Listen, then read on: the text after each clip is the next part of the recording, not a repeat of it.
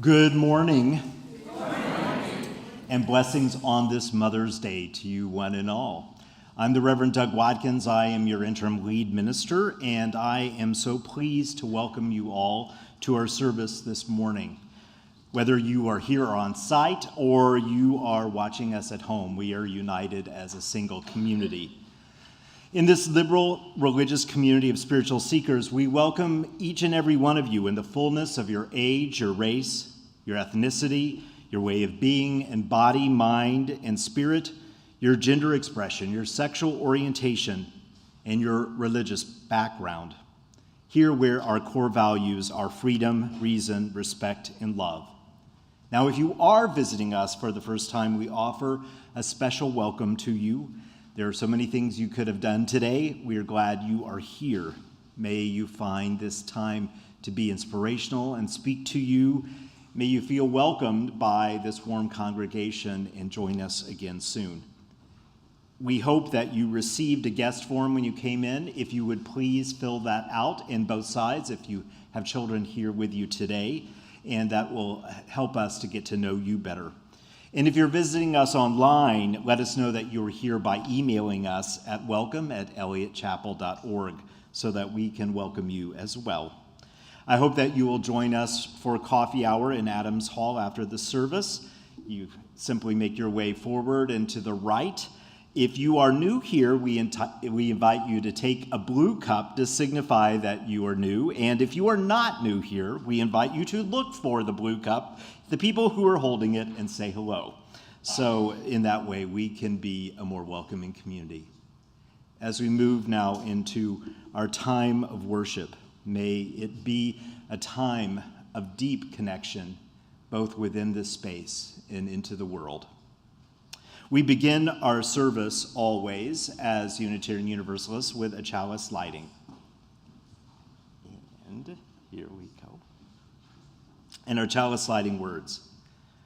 We light this chalice for mothers and mothering, to celebrate those who have taken on the task of nurturing a young one baby child or youth into adulthood, to celebrate those who have nourished the light of truth and compassion in growing minds and hearts, to celebrate those who have committed time, energy, resource to the growth of others in the world.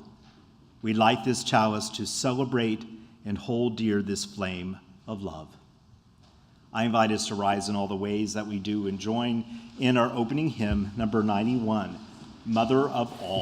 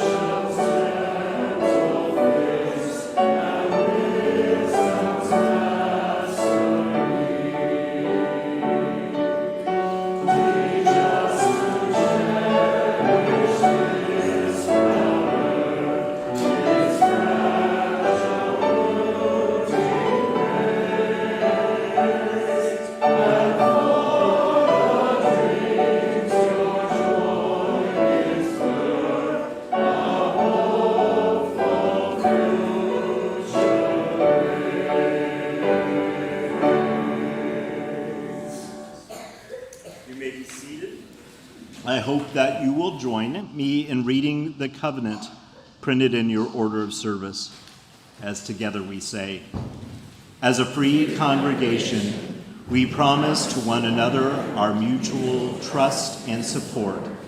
To create beloved community, we promise to be kinder to each other than we have to be, to listen fully to each other with an open mind and heart, to speak responsibly and respectfully, to find ways to improve our church for all members and friends." So, Scott, hello. Hey, Doug. It's hard to believe it is our last Time for All Ages. Yikes. But I'm really happy to be together. So what do you have on your mind today? Well, lots of things. The Cardinals won last night in the ninth inning, so that was very exciting. If a rare occasion this year. But more importantly, right now, this Time for All Ages that's based on the work of Kimberly Debus in her 2014 blog, A Mother's Day for All of Us. You can find it online.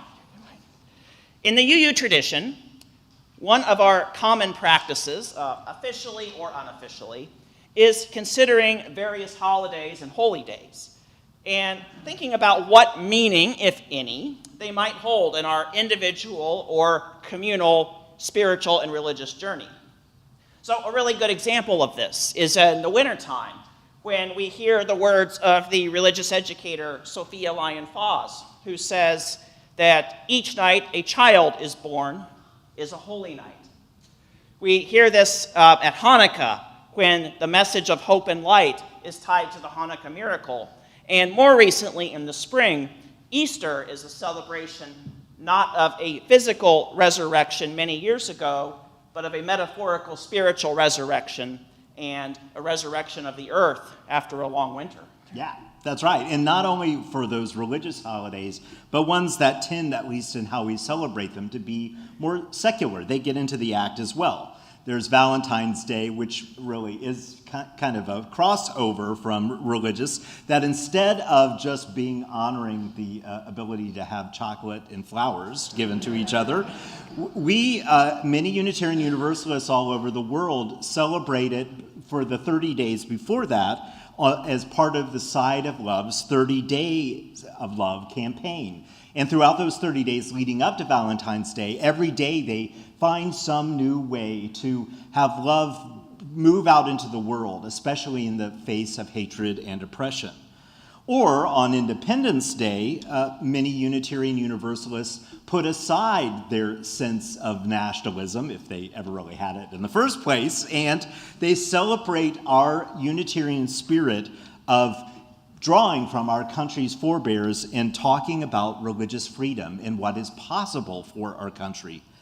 And with all of these, I think the common thread is that we are pretty good with these celebrations to work with them so that more people feel included by them, and most of all, our principles shine forth in the midst of them. Well, Doug, it's really interesting that we're having this conversation today. When I woke up this morning, my Facebook feed reminded me that it was Mother's Day. So, what do you think about that one? Oh, Mother's Day, yes. Mother's Day is a very complicated holiday for Unitarian Universalists. First of all, it is a delightful holiday, absolutely. With the ability to celebrate mothers, to have good wishes offered, breakfast in bed, we hope, for many people, handmade cards, all sorts of ways to honor mothers. And also acknowledging that it isn't just about having children, but offering a lifetime of love and care that too often is really under-noticed in our world, and there's no way really to celebrate it enough. But over the years, I've heard again and again that the day has another edge for a lot of people as well. You come into the sanctuary, and sometimes you are bombarded with this sense of the flowers and the greetings for mothers, and recognizing them, asking them to stand and honor them. And a lot of people, no matter if you sort of say to them, and you mother in your own way too, it doesn't feel like everyone comes out of it with the same sense of what is possible with the holiday. And so We also acknowledge that it's not helped by the fact that for the weeks leading up to it, like so many of our holidays, we see on the TV and hear on the radio advertisements about how you have to spend money to honor your mother and make sure that you have your reservation. So it is fraught. It is a very fraught day. But the thing is, here again, as Unitarian Universalists, we have long had our own particular ways of understanding that day. We have actually a long history in involvement with Mother's Day. Even before it was a thing, we were part of that. As a matter of fact, one of our forebears wanted to have a Mother's Day. Her name is Julia Ward Howe. She was a Unitarian, an author, a poet, an abolitionist, and a suffragist. And in the early 1870s, she issued a proclamation. And guess what? It is in our hymnal. If you look at 573 in the back, towards the back of the hymnal, a Mother's Day proclamation. Well, actually, in a little bit, after we sing everyone out, we'll do this as a reading. And what a reading it is. She was quite a fireball. But the thing is, as we will talk about later in the service, as Unitarian Universalists, we participate in the practice of choosing carefully what we think, what our hearts ask of us, and therefore how we act in the world. And Mother's Day is just another example, and one that we draw from our own particular understanding of the holiday's importance, often an understanding grounded in justice, peace, and inclusion, but most of all, love. So Julia Ward Howe's original idea was that it was a day for mothers of the planet to unite in their opposition to violence and war for all children. We'll talk more about that. But most of all, it reminds me that we are very good at honoring the time and deciding what it is that is meaningful to us and how to lift that up, in addition, perhaps, to what the rest of the culture lifts up about our holidays.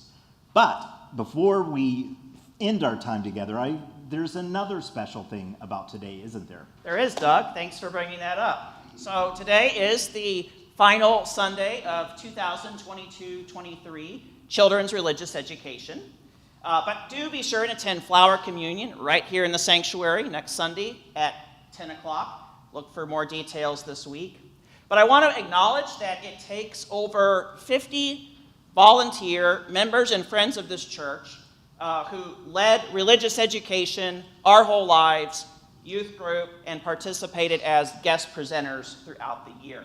So could we give them 5.5 claps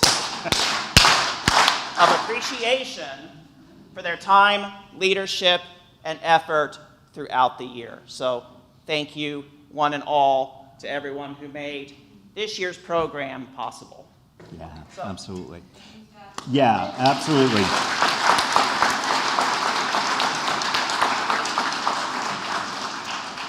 And before we sing folks out, Scott, we have to give a shout out to you. I have to say, first of all, that working with you is a dream. You are delightful. And this year you have brought such a good spirit to a tough year for all churches all over the place. But you have been very careful and thoughtful to make sure that our children and our adults feel supported and loved. And you've made such a difference this year. Thank you. Thank you.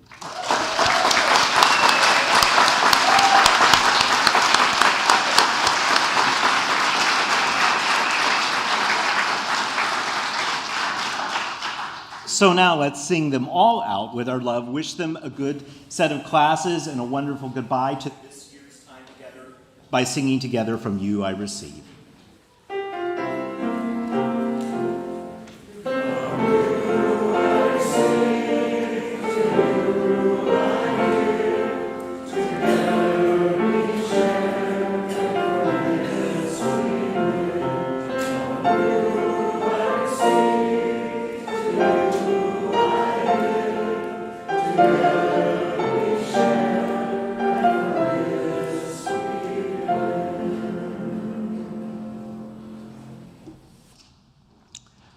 I invite us now to a few moments together to center ourselves and to breathe together, be let a sense of full presence come into our spirit as we seek to explore some ideas together.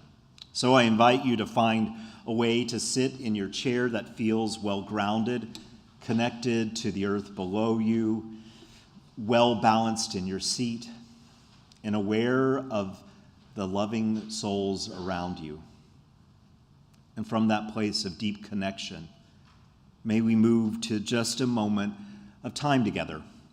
First, letting our breath, our awareness of the feeling of oxygen flowing into our body, and then its release, bringing us more and more present, reminding us of the blessing of our own life, of each life.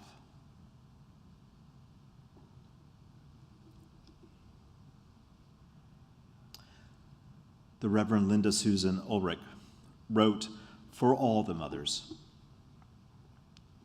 For all the mothers and mother figures, the grandmothers, aunts, and extended family members who mother, the soon-to-be mothers, the wish they were mothers, the never wanted to be mothers, the it's complicated mothers, the birth mothers, foster mothers, adopted mothers, stepmothers, the used-to-be dad mothers, and the more than one mom mothers. We honor the single mothers and the separated mothers, the stay-at-home mothers, the unhoused mothers, the grieving mothers, those who grieve their mother, and those whose grief is complex. For all the communities that mother, for all that depend on the great mother. In this moment, each and every one of you, each and every one of you feel held and beloved. In addition, as we are loving and holding those in our thoughts, you undoubtedly have someone in your own life that you are thinking of, holding in your own way. If it would be meaningful to do so before a time of quiet, I invite you to speak their name.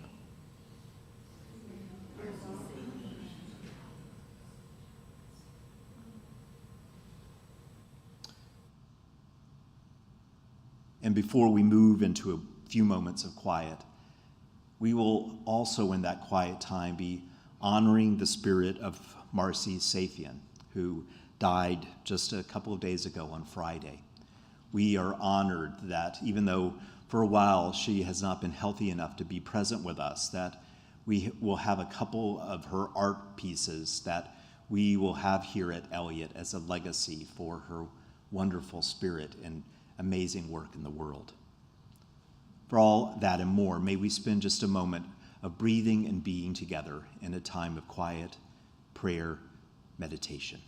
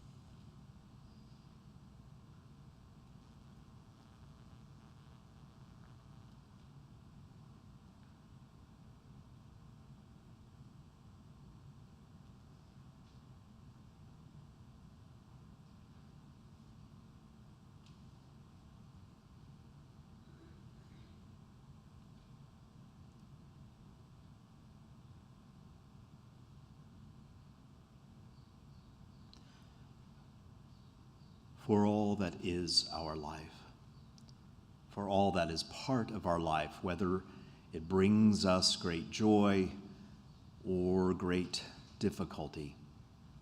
We hold it all in this time, knowing it is what makes our life, builds it, blesses it in its complicated way. We hope and pray all of this in the name of love. Amen, and blessed be. Remaining seated, may we end this meditative time by singing together number 317, We Are Not Our Own.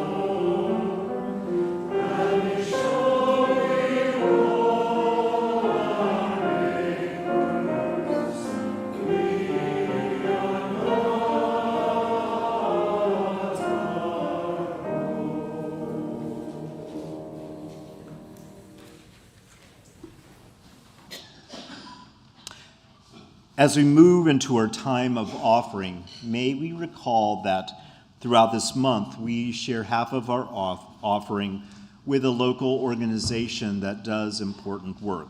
For this month, the organization is I Help. I Help empowers immigrant families by providing individualized in-home English language education and other tools for effective navigation and living in our community.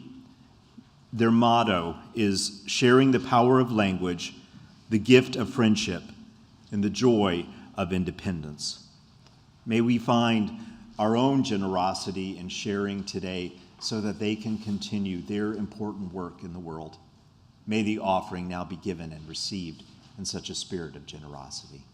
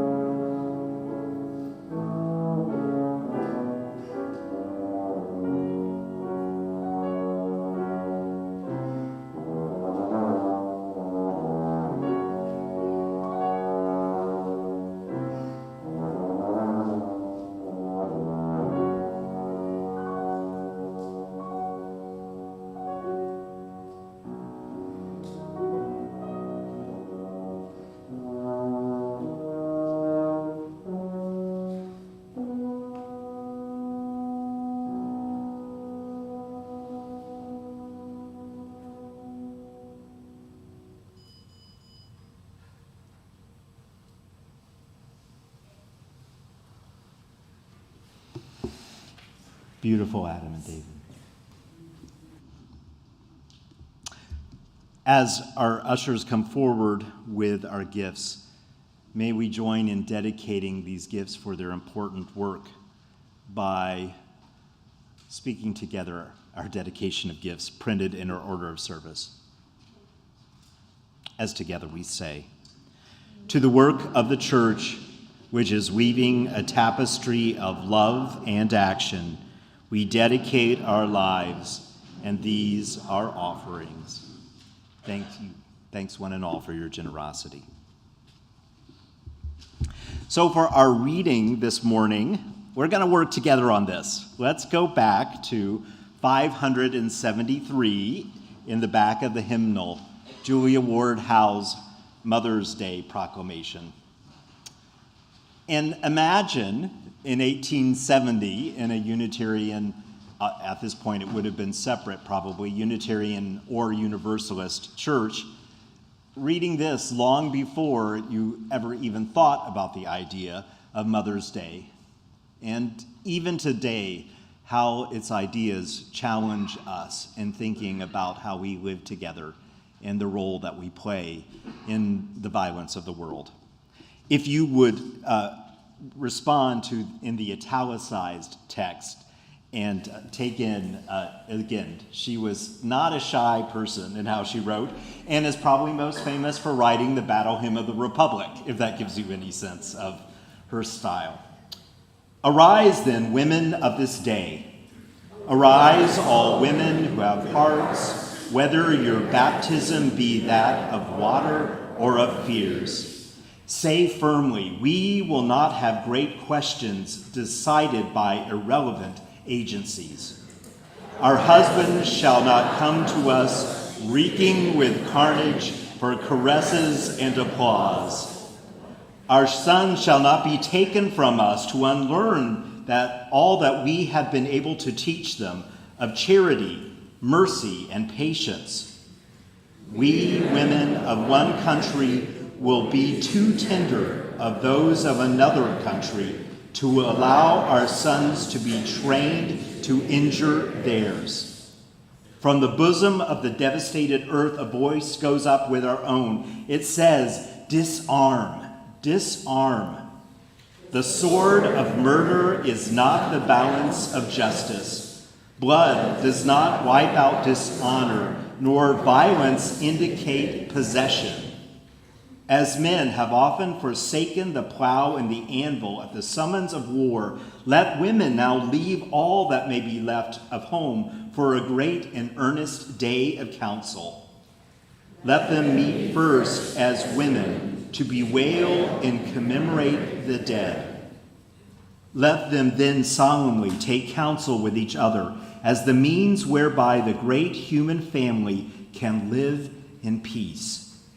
And each bearing after her own time the sacred impress, not of Caesar, but of God. Here ends the reading.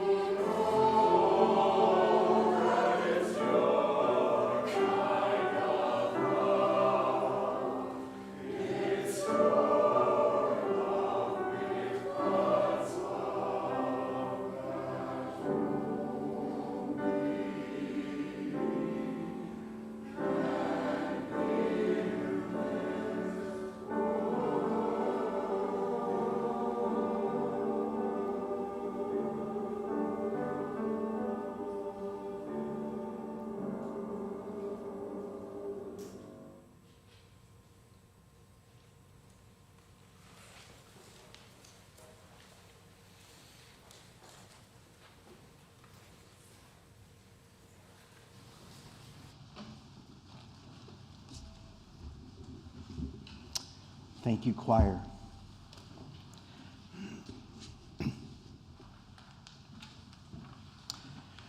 So, Julia Ward Howe was a member of Channing Memorial Church, a Unitarian Universalist congregation in Newport, Rhode Island. Howe lost her mother at a very young age to tuberculosis, and she wrote often how much she missed the presence of her mother all through her life. And she dedicated herself deeply to her 6 children, and despite the fact that by all accounts, her marriage to Samuel Gridley Howe, 18 years her senior, was a difficult one, she persisted and considered her raising of her children and supporting them some of the most essential work of her life. And it was from this place of dedication and love that Howe returned to again and again in understanding the core of another one of her essential vocations, writing. She was struck over and over again by the power of the world she encountered and wrote about it with great passion and fervor. She was also struck in her time by the humanity that she saw in the midst of the soaring carnage and inhumanity of the Civil War. It was impossible for her to not see the connection of her 2 sons in the eyes of the young men at war, that their suffering was her own boys' suffering, that their mortality, the demise potentially of Henry or Samuel. And so when Julia visited in Washington, D.C., and met with President Abraham Lincoln, she left impressed with the sense of the cataclysm of that war. This despite her unflagging strong support for the abolition of slavery. And so more and more, as she became active and wrote about women's rights and the suffrage movement, she heard again and again from women a crystallizing experience in their willingness to speak out against various injustices and become outspoken advocates for peace that came from their own concerns for the world that their children would grow up in. And there was yet another motif she heard from women again and again, that their sense of connection to their own children was connected with their empathy for the plight of children of even complete strangers. And Howe felt more and more it was essential for women to combine their voices and consolidate the possibility of their power to make a difference in these deeply held and personally charged hopes for the safety of every woman's child. After the Civil War, she continued to be devastated by the plight of what she saw, the fact of life of war widows who could not make a living wage, and the even more horrifying conditions of their children. She advocated and worked for jobs, education, pensions, and other benefits, and of course, the vote for women. She desired to establish a Mother's Day that was driven by her belief that the combined forces of concerned women could make a difference. She had seen firsthand the power and the outcome of the war, the devastation it wreaked upon mothers whose sons were killed, the children who had no fathers or mothers, the children starving, and what it did to the countryside of the land that she loved so much. Initially, she had hoped that Independence Day, the 4th of July, would serve also as Mother's Day, that in order to transform it from a day that she believed glorified war to a day of working for and celebrating peace. Her Mother's Day proclamation that we read set the tone and intent pretty clearly for the day she envisioned. And she worked for many years to promote the honoring of that day on June 2nd. And it never quite took off with the energy that she had hoped, although the idea of it never went away. And there was a lot that she was taking on in her life, so eventually her focus moved on to other matters. But even when we move to the traditional source of Mother's Day, Anna Jarvis, who is credited with the current manifestation of Mother's Day. Even with just the slightest research into her intention, it is a little appalling what has come of this idea, even from what Anne and Anna Jarvis proposed. Because the thing is that her original idea, Anna's original idea, was inspired by her own mother, Anne Jarvis, who was known in her time as Mother Jarvis, and who dedicated much of her life to working on community improvement with other mothers.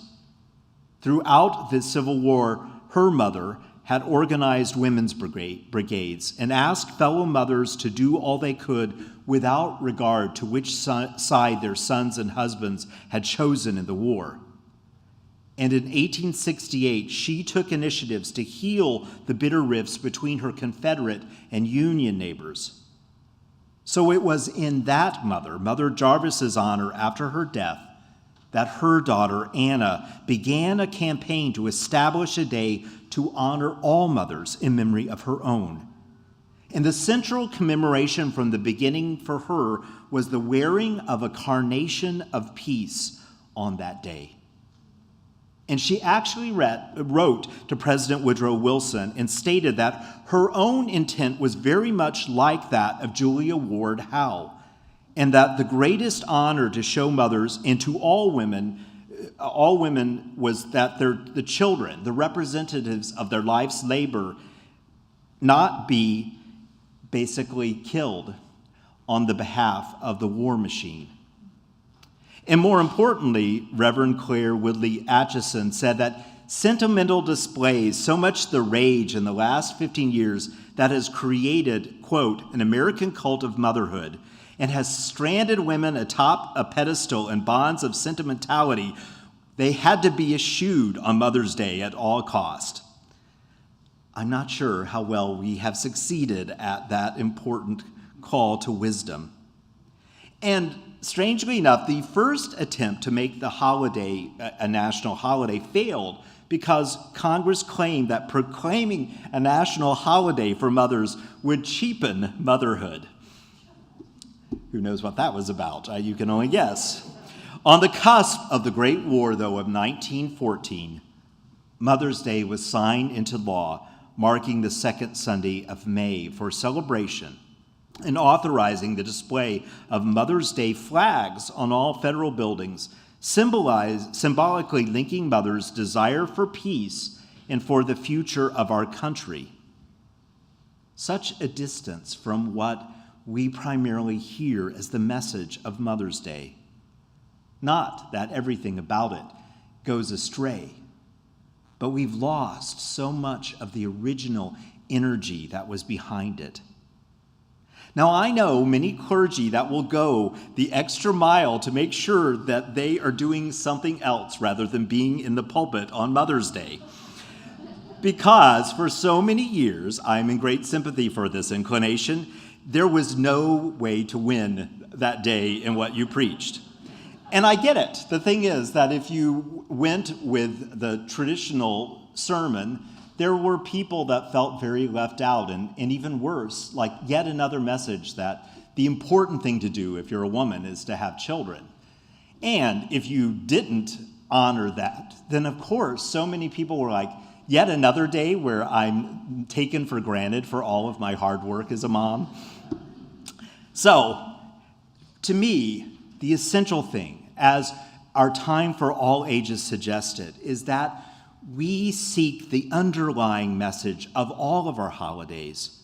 And the core thing is that we should disempower the shoulds, the narrowness, the expectations that tend to smother our humanity, and empower our holidays with the stories that teach us, with the people that touch us, and the meanings that help us connect with a fertile ground that is inclusive and life-giving and energized and tends somewhere to connect us with, very often, the original intentions of those holidays to teach us.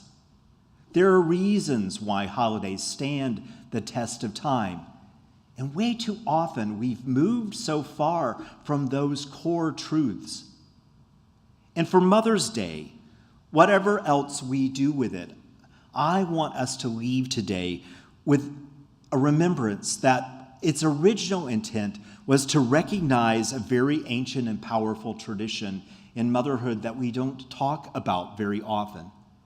That for centuries, in different places and times around the world, mothers have been advocates for peace and sanity and the importance of justice in our world. And what has inspired them over and over again, even through their diverse backgrounds and probably very diverse perspectives about the world, is their concern not only for their own children, but the reality of how deeply they feel connected to the concerns of all parents around the world for their children, and how violence and war so often removes us from that core and powerful basic human inclination that is at the core, they believe, of our nature. And that Mother's Day might ask us to remember all children who live with a fear of violence, starvation, devastating poverty, or living on a planet that has been so damaged by our foolish actions. Women all over the globe have echoed the ancient wisdom from Lao Tzu, also in our hymnal, that traces the interconnected web of peace that passes from the heart to the home, to the neighborhood and city and nations, and then to the world. Women throughout the centuries have lived lives that embrace that deep connection, that fostering peace wherever it is that we are and wherever we are able to bring greater accord and love and empathy to each other. It is part of our history, but it lives on to this day. So in our country, another Mother for Peace since 1967 has lived into the motto, "War is not healthy for children or other living things." By their activism that understands that all levels, from home to legislature, all of them are ways that we can be peacemakers. That socioeconomic justice and racial tensions also separate us from the essential peace work. All over the world, the work of mothers goes on. In the Middle East, mothers have been tireless and amazingly effective in forming relationships and connections that make violence less likely. For years, they have been setting up family meetings between Israelis and Palestinians and working toward sharing meals between those households, and in those meals, sharing openly about their life experiences. Mothers for Peace, an international organization, or really a family of organizations, has worked for peace around the world for decades. From Bosnia and Croatia to Ireland or South Africa, Rwanda, Israel, working with people of all ages to understand their basic core common humanity and seek new ways to encounter each other, to work through substantial disagreements, to understand each other's humanity. It has been embodied just in the last few years here in the United States by mothers like Samaria Rice, Tamir Rice's mom, who honors his life, or more close to home, Leslie McSpadden, Michael Brown's mother, who has been a tireless advocate and calls for Michael's life to not be forgotten. Or Sabrina Fulton, Trayvon Martin's mother, who remembers his death in Sanford, Florida. And the list goes on, seeking to keep the story of children's lives in front of all people, from the legislation to people who are very divided in this time. In our own modern time, it is the Strong Families Network that honors what they call Mama's Day, which is a growing network of over 200 organizations that seek to build a movement to ensure that all families, whatever their structure, have the rights, recognition, and resources that they need to thrive. Mother's Day has a lot of important things to tell us, and it reminds us of the ways we may each participate in it. As we prepare to move out into our Mother's Day today, I hope you will take a couple of things away. One, that I hope you will tap into a powerful and primal force in the world of mothers seeking to protect their children, all children. But rather than the lesson being, okay, Mom, here is another thing on your overpopulated to-do list, world peace, for you to take on. It is rather that we all learn from the ancient wisdom that suggests that peace begins within the heart and the family and blooms forth, carried by each and every one of us. We don't have to be parents to know that we each experience the gift of motherhood that brought us into the world, whatever we think about that. We each share that common bond, and we are all children of mothers who imperfectly but humanely hoped for something better, more life, more peace, more love. Mother's Day may invite each of us to step into that truth, into that history that is in part our history, into that ancient and urgently modern dream of goodwill for every mother's child. And each of us may seek to carry it on. May we carry some of that truth forward into this day, a day so worth celebrating. May it make a difference in ways that we can't even imagine. So may it be. Amen, and blessed be. So, our closing hymn has a little bit of history here, 109. It comes from a speech given by Rose Schneiderman. In the lines of the speech, the workers must have bread, but she must have roses too, which this whole Bread and Roses movement inspired a long set of both labor and national anti-war efforts. So as we rise, we once again participate in this history of women in the West speaking out against poverty and for peace. So may we join together in hymn number 109 as we come marching.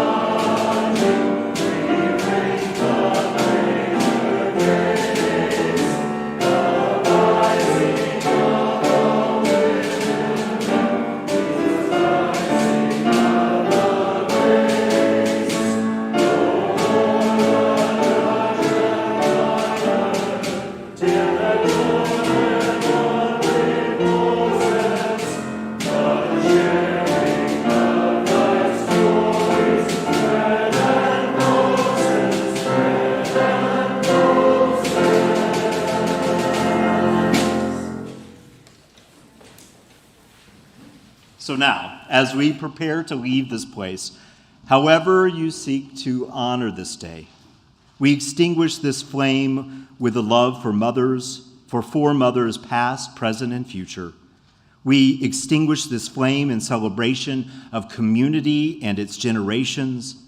We extinguish this flame with respect and support for the great circle of life of which we are a part.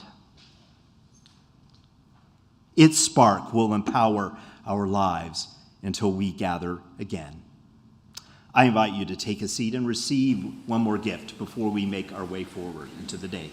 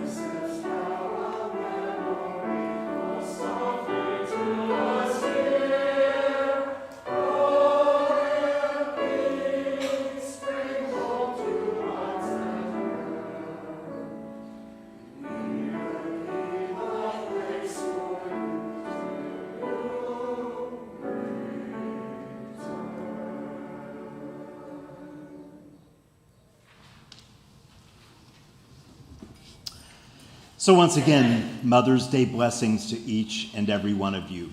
I invite you to join us for a coffee hour today. I hope on the way that you will say hello to someone that you don't know and get to know them a little bit. A reminder that next week we have both our annual meeting, but also it is Flower Communion, which is a Unitarian Universalist tradition. All you need to do to participate in that is to bring a flower with you, or maybe many flowers to share. So I hope that you will join us next week for that wonderful intergenerational experience. Blessings on your day. We'll see you next week.